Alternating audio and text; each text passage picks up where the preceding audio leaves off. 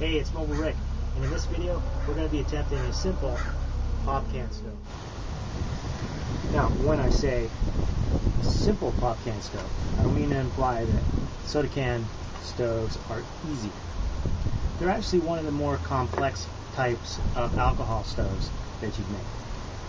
There are so many different types and variations on ways to cut up two cans, put them together in a certain type of way, poke holes in there to create a jet burning type thing that resembles what happens on your stovetop. And there are so many ways and with so many details that I would like to show a way to do it that eliminates most of the details, just so that you can get the general idea of how to make one and just how easy it can be, because that's how you get started in stove making. It's finding an easy design that you can replicate and be proud of, and once you understand the principles behind that, then you can go on and make all types of stoves. So what we're going to need to do is take two cans and we're going to cut off the bottoms of these so that all you have is these types, and we're going to turn them upside down and we're going to shove one into the other. Once we've done that, we'll have a stove that looks kind of like the top of one of these stoves. We're going to take a pin and poke holes around the edges, and that will be for the burner. And we're also going to drill a hole in the middle of here, and that's going to be where we dump some fuel into the middle. And we're going to need a way to cover up the fuel hole so that it just doesn't become just an explosive mess. And for that, we're going to use a little thumb key contraption. This is the only one that's not the easiest thing ever. Other stoves incorporate like a penny, and I love that design because it really emphasizes how simple these things can be. It involves making a few very small holes here and covering up with a penny, and it just so happens by people who've made many of these stoves and done the calculations that the weight of a penny is just enough, creates just enough pressure in there to create a sort of a pressure stove effect without totally sealing it up. So some of it's too much pressure, then it can kind of release itself. We're not going to do that. We're just going to totally seal the whole thing up just to keep the design simple. So by incorporating a thumb key in here into a screw, a lot of people will just use a screw and a washer, but I think a thumb key makes it a lot nicer to pull it out of there. So you can feel free to make it simpler if you have a bunch of screws lying around. But a simple trip to Ace Hardware will allow you to find a simple thumb key. And this is just two pieces actually. Don't go looking for a piece that looks like this. This is a thumb screw with a very tight fitting washer around there. This is so tight that I can't even budge it. So then all you need to do is match up an appropriate sized drill bit, making sure that you cut a pilot hole in there first with a small one, and that should be it. Really the most tricky part is going to be attaching these two, and the way we're going to attempt to do it today is by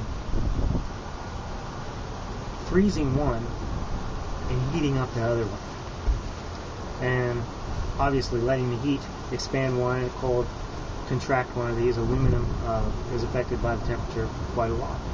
So we should, in my experience this has worked, that you'll get just enough distance in between the two that you should be able to shove them together with a little bit of effort. So let's get started. The first challenge will be cutting these.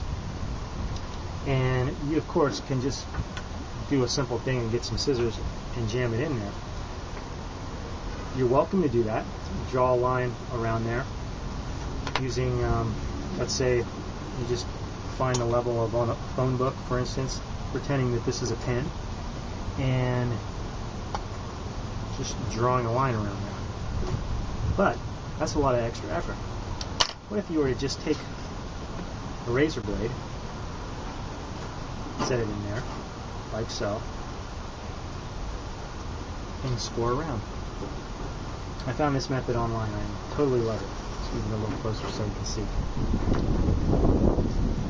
So the only thing you really need to do is decide on what height you're going to use. I'm going to choose just a little bit more. Hold it down really tight. And all you really need to do is spin it around. And you don't need to cut through it, you just need to score it. And you'll go a few times around, retracing the same way.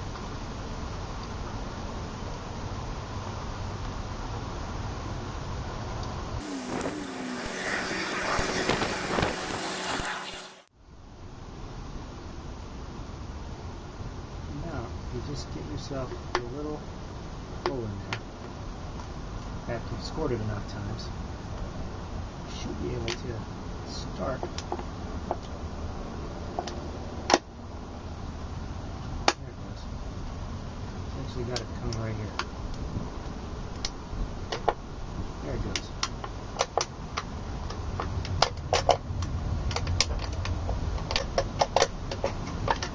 Oops. And this is just a little right here. Let's go that way.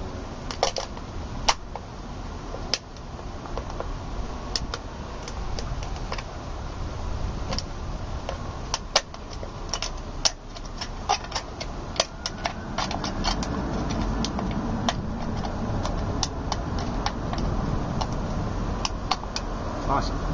There we go. There's number one. Of course, a little bit of sanding.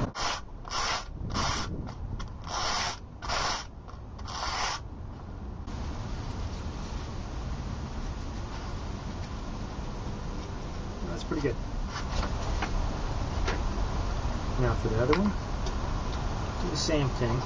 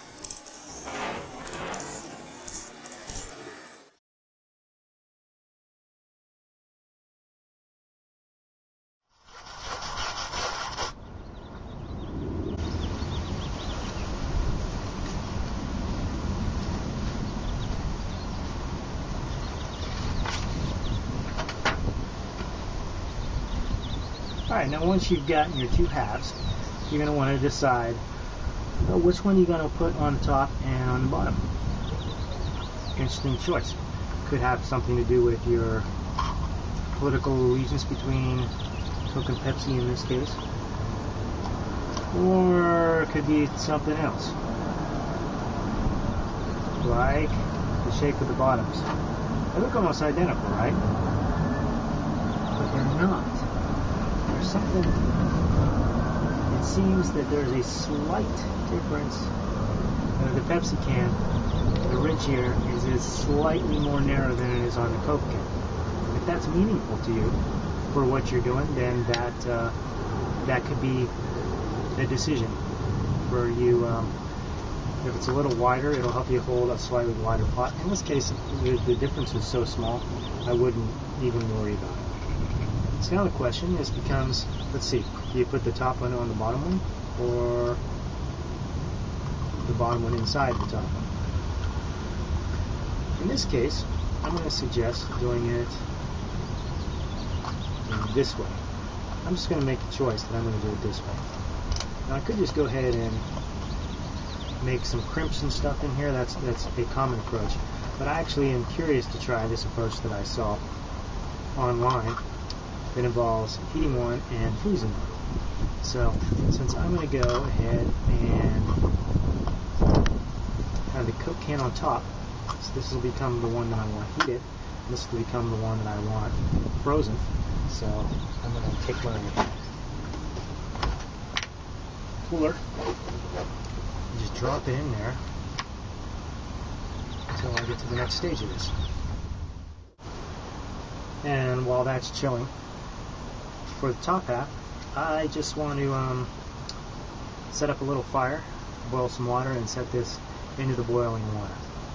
And you might wonder why I just don't set it over the flame to heat it up directly.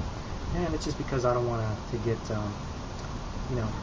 fire residue all over it before I start actually doing my project. In the meantime, since this is the top, I'm going to actually make my first hole in here, and that's going to help us when we try to put those together. So I can go ahead and do that. Just lining up.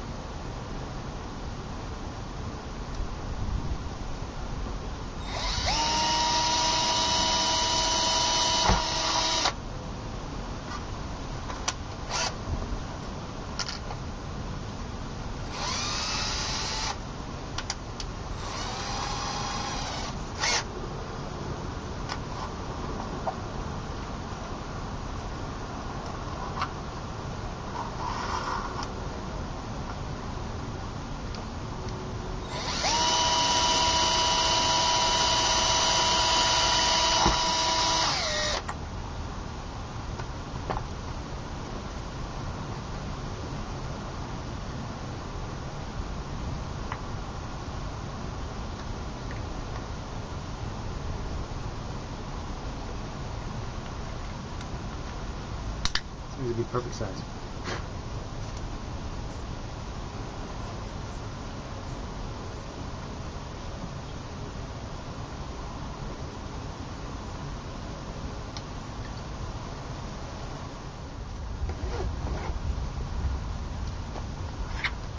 This is a little bit cold, not perfect. So take this out of here.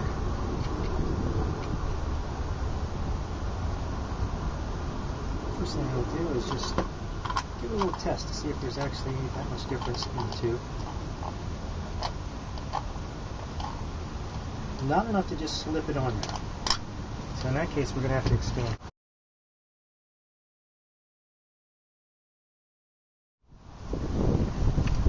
Alright, so since that didn't work out too well, put it back in the water. And this time, I'm going to try to expand it by placing it in another can. And I'm going to fill that can, I'm sorry, I didn't mean put it in a can. I'm going to put this can inside it as a way of expanding that can. I'm going to put this hot water in there, both to give it some rigidity, as well as to continue heating it up. So now if I totally put this in there, it's going to get stuck. I don't want that to happen. So I'm just going to kind of put it in there halfway. Sort of rotate it around. This can is really, really hot. Really hot. And it's already getting stuck. So you want to be careful.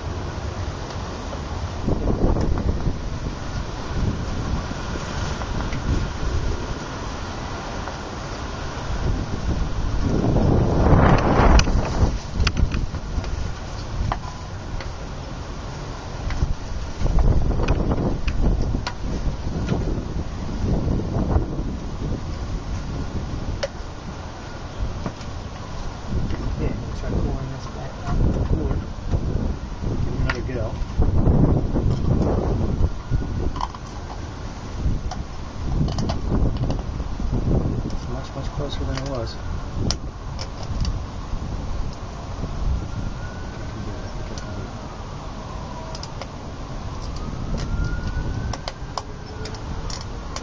It's just so close.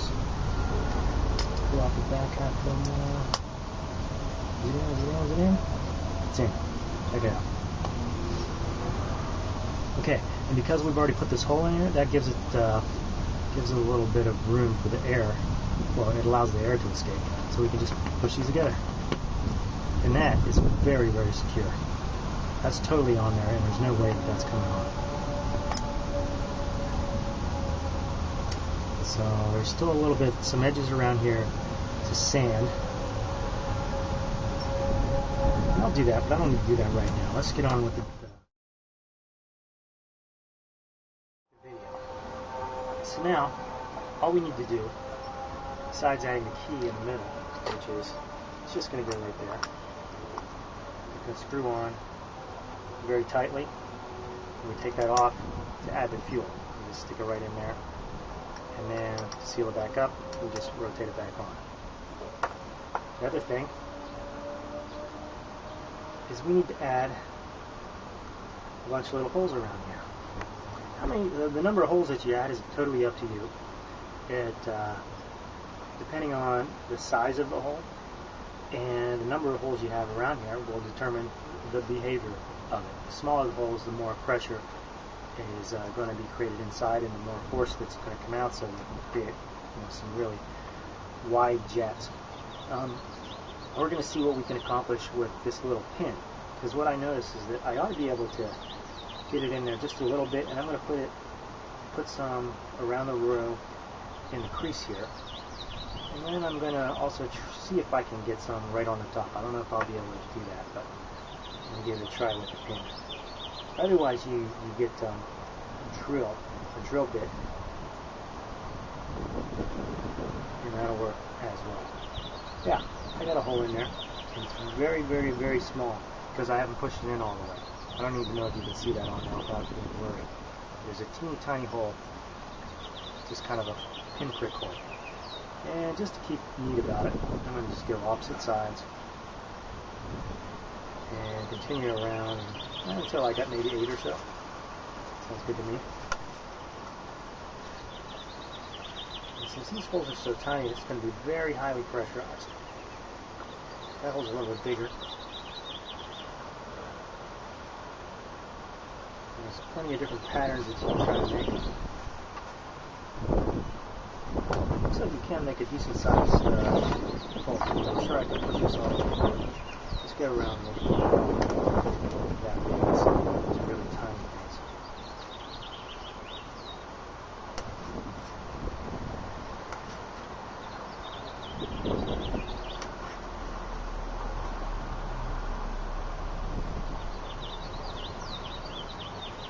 You can also alter the direction of them as well. If you try to make them aim straight up or straight out or at an angle. And I've even seen some people try to aim them sort of diagonally so to create sort of a vortex effect. I'm not going to bother with any of that. I'm just going to press them straight through.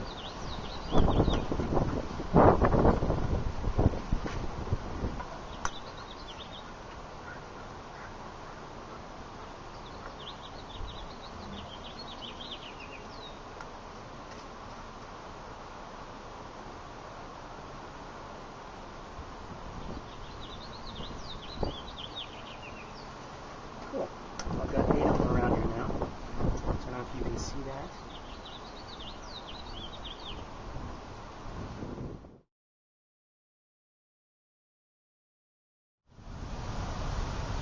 Alright, so now that we've constructed our little pot can alcohol burner, our next step is obviously to test it, the fun part. So what we need to do, I'm going to open this little compartment up. I'm going to pour some fuel in there. And since this will just be a demonstration, I'm not going to use that much fuel. Just enough to show you what happens. Put the key back in. Just seal it up. And the thing with this type of alcohol burner is it needs to be primed. Basically, the can needs to be heated up so that the alcohol inside can be hot enough to pressurize itself and shoot out these jets. So what we're going to do is use our combination hot stand / priming pan.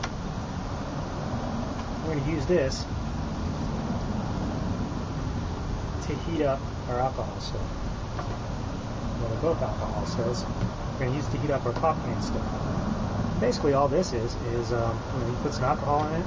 Essentially, this is an alcohol stove, a top burning, open center type of alcohol burner. So now, if I can just locate my lighter, we'll first get the priming going.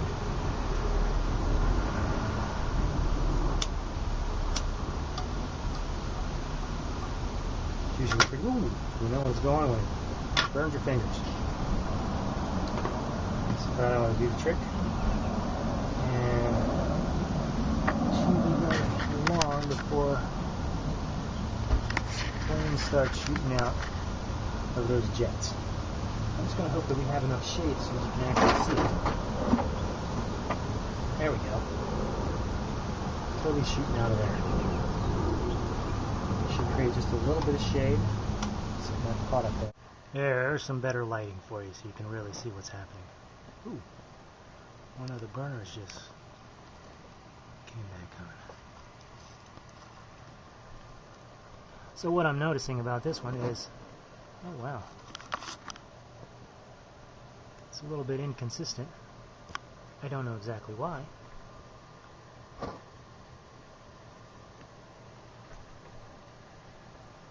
Might have to do with where the alcohol is inside.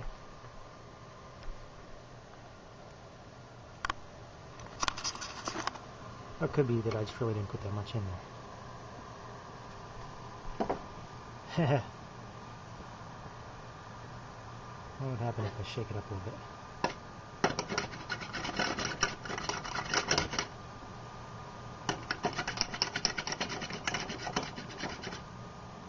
One more came back on. Two more came back on. I bet that something is plugging up those other two. Or maybe three more burners. But there you go. It's kind of fading away now. Do it yourself alcohol burner made from a Coke can. There it is.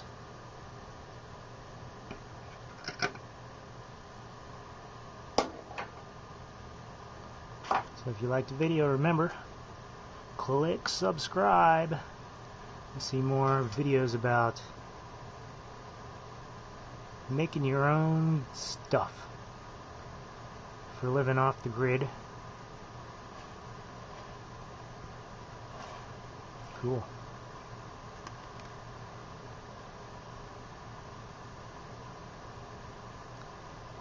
You gotta love it.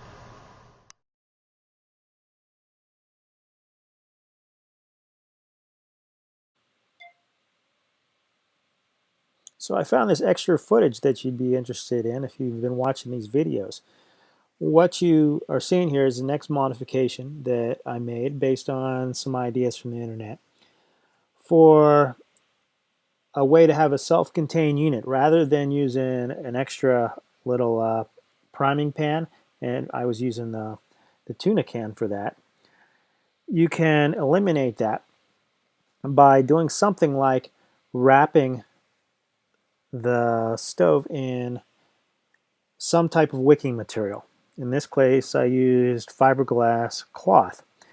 And then you pour the alcohol into the top of the stove and drip a little bit around the outside into the fiberglass cloth, and then light all of that aflame, and that'll do the same job as of priming the whole system and letting the insides get hot so that the alcohol could produce those nice jets that you're seeing.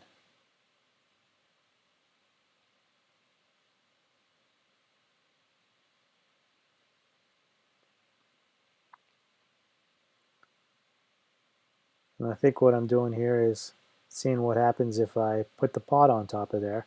And then what I discovered is that because I used the little key, that method will not allow me to set the pot on there because the key is in the way. It makes it a little bit wobbly.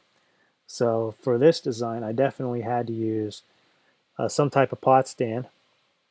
And in this case, I'm using, I'm testing to see if the little tripod that I'd used for the Sucrets can stove would work, and it seems to fit about as perfectly as anything can fit.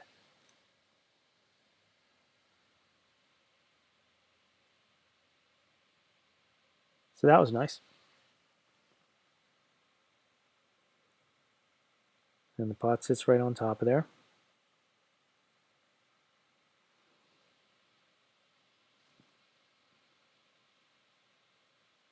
You can see that the fiberglass cloth is getting a little bit charred. Actually, that probably happened during the priming process. And I know after a few times using it, the fiberglass, it started to melt away a little bit. You can imagine it. It happens a little bit like nylon rope when you light it. It kind of melts a little bit, turns a little brown, but it doesn't happen as fast. It took quite a beating before it really started to get worn down a little bit. And actually, it probably would have lasted quite a bit longer if I hadn't used. I think what I used was I think I used silicone glue to stick that fiberglass wicking on the outside of the can. So that glue was actually catching fire and melting the fiberglass. So I actually have, yeah, I haven't tried this again to see what would happen, to test any other ways of doing it. Okay, if I remember right, this is towards the end of the video. And if you hadn't seen the version of this, this is called the cat can stove. It's a Fancy Feast can with holes punched in it. It's about the simplest and definitely the lightest type of stove you can use. And right there, I think, oh no, it's still going. I thought I was going to put it out.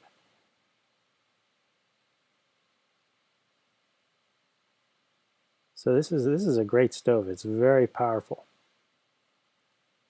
Burns very fast.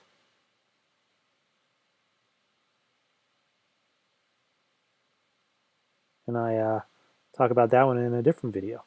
Oh, I actually did put it out that time. Or maybe it's because I didn't put enough alcohol in it. That's what it was.